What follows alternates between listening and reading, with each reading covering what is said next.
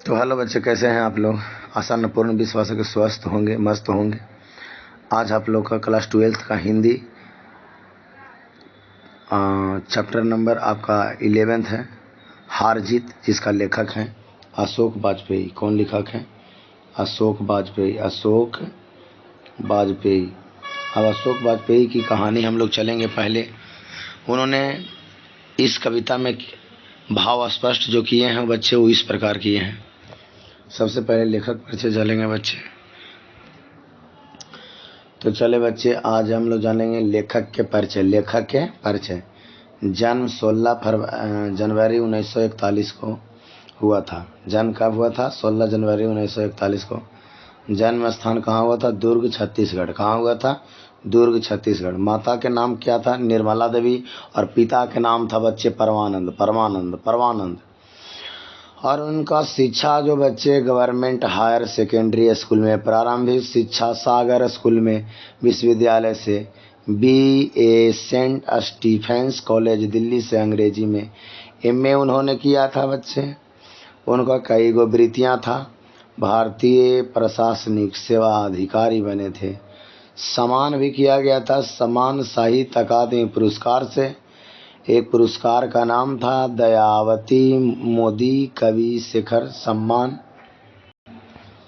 और लेखक में परिचय में चलेंगे। उनकर कई गो कृतियाँ हैं बच्चे, जिसमें थोड़ी अधिक कहीं नहीं, थोड़ी सी जगह, अभिनयो, फिलहाल, तीसरा साच, बहुत सा ऐसा उनकर कहानी था ETC। तो चलेंगे भावार्थ के बारे में बच्चे। भावार्थ बहुत ज़रूरी है, क्योंकि 5 नंबर का परीक्षा में भावार्थ देता है। कितना नंबर के? 5 नंबर के। और 5 नंबर के खाली आपको सुनना है, आप अपने मन से आराम से बना दीजिएगा।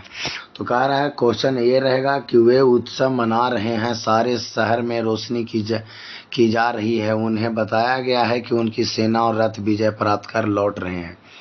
तो यार इसको भावार्थ कैसे बनाएंगे बच्चे? कि प्रस्तुत पंक्तियाँ हार जीत शीर्षक गद्य कविता से ली गई है, जिसके रचनाकार हैं अशोक वाजपेयी हैं। इन पंक्तियों में कवि ने राजनीतिक झूठ को उजागर किया है।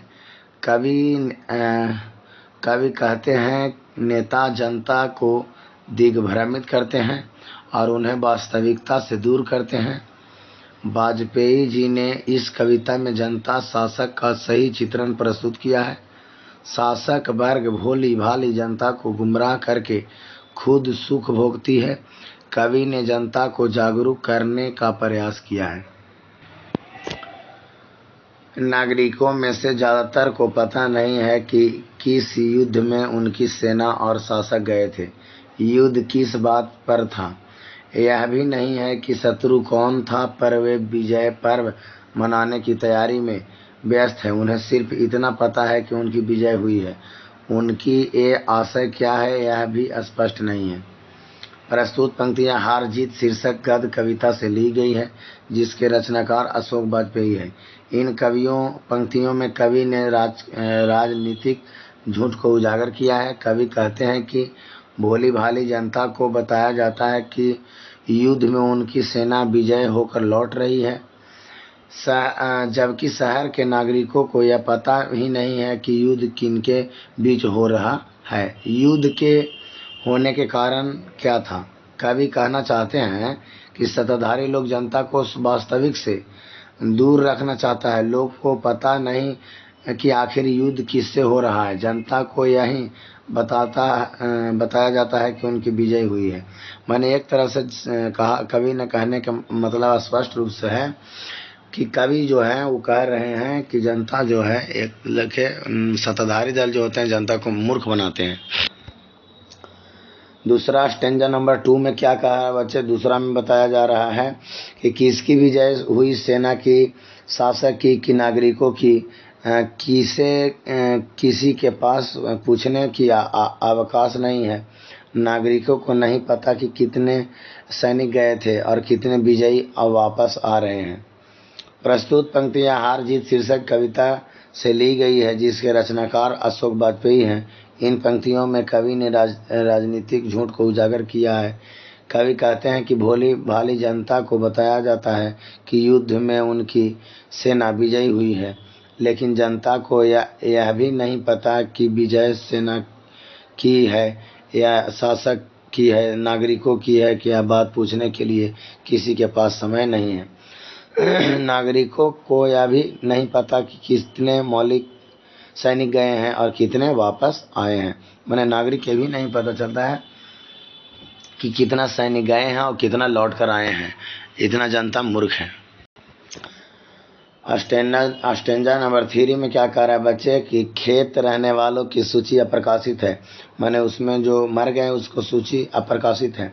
सिर्फ एक बूढ़ा मशक वाला है जो सड़कों को सींचते हुए कह रहा है कि हम एक बार फिर हार गए हैं और गाजे बाजे के साथ जीत नहीं हार लौट रहे हैं। उसी पर कोई ध्यान नहीं देता है, मानो उसको बात पर कोई ध्यान नहीं दे रहा है। और अच्छा यह है कि उस पर सड़कें सींचने भर भी की जिम्मेदारी सच को दर्ज करने या बोलने के नहीं।